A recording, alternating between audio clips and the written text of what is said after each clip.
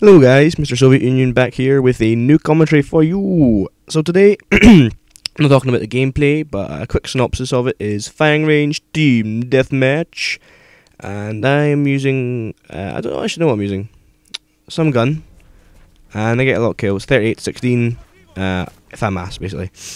So basically this video is about the whole YouTube community and basically that kind of thing, like where it's been, what's doing now and where it's going to go.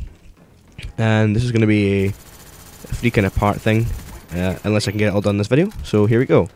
So basically when YouTube kind of started, it was like just a place where people could post videos and that, and then some people had the idea to post gameplay on it, which is like Blame Truth and Xcals, all the other guys, and they were doing this and people watched it because no one else was doing it and it was unique and it was something that interested them, and it was kind of just unique to them and no one else was doing it, and it was kind of unheard of.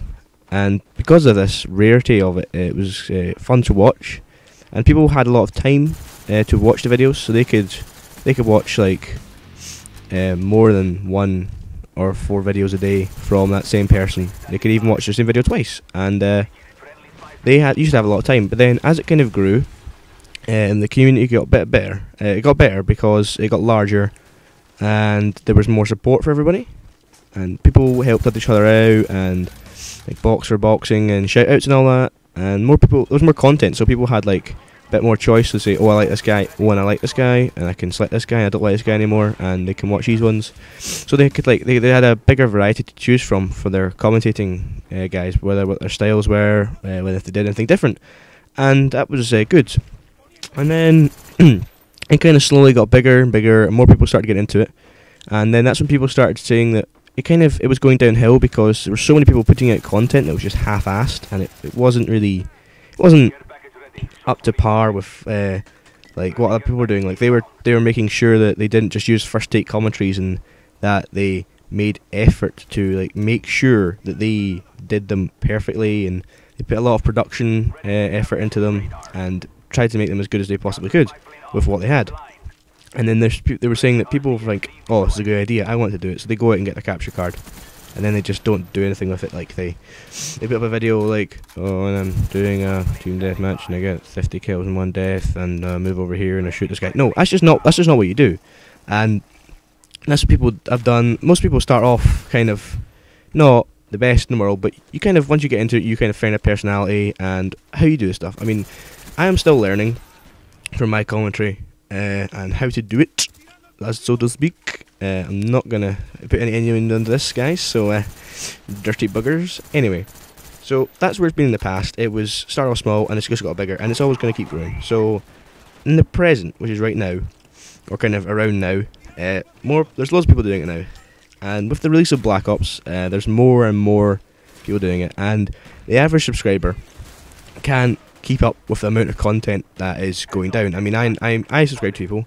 I've been watching commentaries before I started doing them, so I'll be like, I have aspects of being a subscriber and a commentator, and so basically, right now there's so much content out there that people have kind of got to be a bit more selective of who they watch, because they don't have enough free time just to sit and watch 200 videos, because they may be subscribed to about a bunch of people, basically, because the person they were subscribed to a couple of years ago, or when this whole thing started, said, hey, go shout out this guy, he's a good commentator, and then that got subbed to him, and then he said someone else, and then the subscriber went and subbed to them, and it's the big chain of people subscribing to people who've had shout outs from bigger channels, and it goes down the line, and then those channels grow, and then so do their enthusiasm and then their keenness to upload, and then uploading becomes like just a thing that people do every day, and then there's people who can do it with high standards, and then there's people who just do it just because they want to get it out there and just have some views on it and not put any effort into it. But really, where was I? Yes. So basically that's that. And now, because there's so much content, the subscriber has to choose what they want to watch, and they're going to tend to go with people who they know who are good commentators. There's got to be something about them that they want to come back for, such as funny things they do, humour, they get people know what they're talking about. They're not just rambling on about crap anymore. or they give them good tips, or they just generally enjoy watching their gameplay and listening to them as just a little add bonus.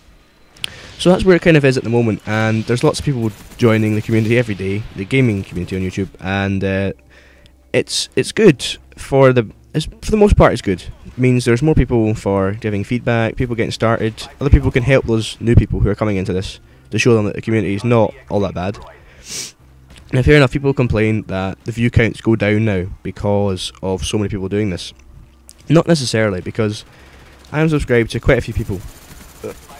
There's a certain few names in my sub box. When they come up, I will definitely want to watch their video because they put a nice standard and quality in their video, and I will always want to go back and watch their videos. And there's people who I subscribed to, like maybe like 5 months ago, who I would have watched their videos, but now because there's so much content, I'm only watching the ones like that I really enjoy, and that's it's quite bad, to be honest. And I mean, but when Machinima started way back, when Respawn started way back, kind of like way back in December, and then kind of around the January-February time of 2010, I was watching like Respawn videos quite a lot, but now I'm no longer subscribed to Respawn because of the amount of uploads that they have put on YouTube. It's quite a lot of stuff they're uploading each day, and it was just taking my sub box up. I couldn't watch any of my favourite commentators who I'm subscribed to, so that was the problem with it. There was just too much content out there.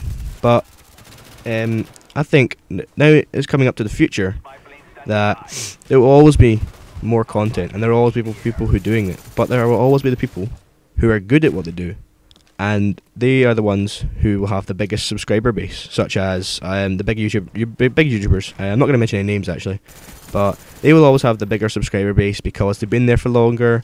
People have had time to kind of get used to them and think they're funny and like them and stuff, and it's like they enjoy watching their commentary, so they will always have the bigger base than the new people, unless the new person has some amazing, really large talent that nobody else is doing, something really unique.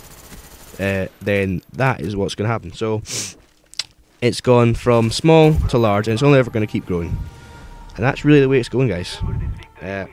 I'll probably do another part to this about the future. I don't know, but thanks for watching, guys. Anyway, and I'll catch you later.